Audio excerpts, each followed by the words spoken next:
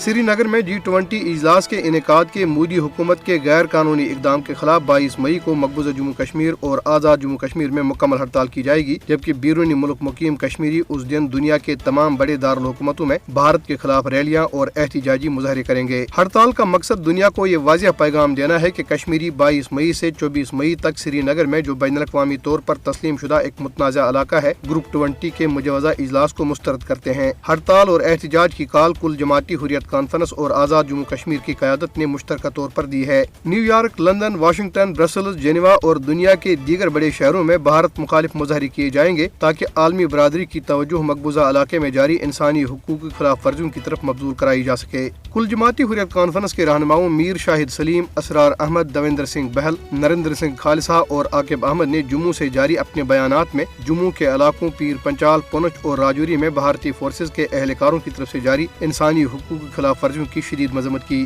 حریت رہنماؤں نے کہا کہ شہریوں کے گھروں پر مسلسل چھاپوں سے خواتین اور بچوں کی ذہنی صحت پر منفی اثرات مرتب ہو رہے ہیں۔ حریت رہنماؤں نے اقوام متحدہ پر زور دیا کہ وہ مقبوضہ علاقے میں جنگی جرائم کے ارتکاب پر بھارت کا محاسبہ کریں۔ ادھر ماؤں کے عالمی دن کے حوالے سے جاری ایک رپورٹ میں کہا گیا ہے کہ ہزاروں کشمیری خواتین سال ہر سال سے بھارتی فوجیوں کے ہاتھوں جبری گمشدگیوں کا شکار اپنے بیٹوں کی واپسی کی منتظر ہیں۔ رپورٹ میں کہا گیا کہ بھارتی ریاستی دہشت گردی کے نتیجے میں 1989 سے آج تک خواتین اور بچوں سمیت 96,192 کشمیری شہید ہو چکے ہیں۔ اس عرصے کے دوران 22,960 خواتین بیوہ ہوئی، جبکہ 11,257 کی بے حرمتی کی گئی۔ رپورٹ میں افسوس کا اظہار کیا گیا کہ 63 سالہ مزاحمتی رہنما آسیہ اندرابی، ناہیدہ نسرین، فہمیدہ صوفی، شازیہ اختر اور انشا طارق سمیت 2 درجن سے زائد خواتین جھوٹے الزامات پر بھارت کی بدنام زمانہ تہاڑ جیل سمیت مختلف جیلوں میں غیر قانونی طور پر نظر بند ہیں۔ 8 مئی کا دن سری نگر کے علاقے خانیار میں پیر دستگیر صاحب کی درگاہ کے قریب بے گناہ کشمیریوں کی ہولناک قتل عام کی بھیانک یاد تازہ کرتا ہے، جب 1991 میں بھارتی paramilitary, central reserve police force اور بارڈر سیکورٹی فورس کے اہلکاروں نے علاقے میں ہزاروں افراد کے مجمع پر فائرنگ کر کے 18 شہریوں کو موقع پر ہی شہید کر دیا۔ فورسز اہلکاروں نے اس وقت فائرنگ کی جب لوگ شہید ہونے والے کچھ کشمیریوں کو دفن کرنے کے لیے جمع ہوئے تھے۔ فائرنگ سے ایک شیر خوار بچہ اور اس کا والد بھی شہید ہو گئے۔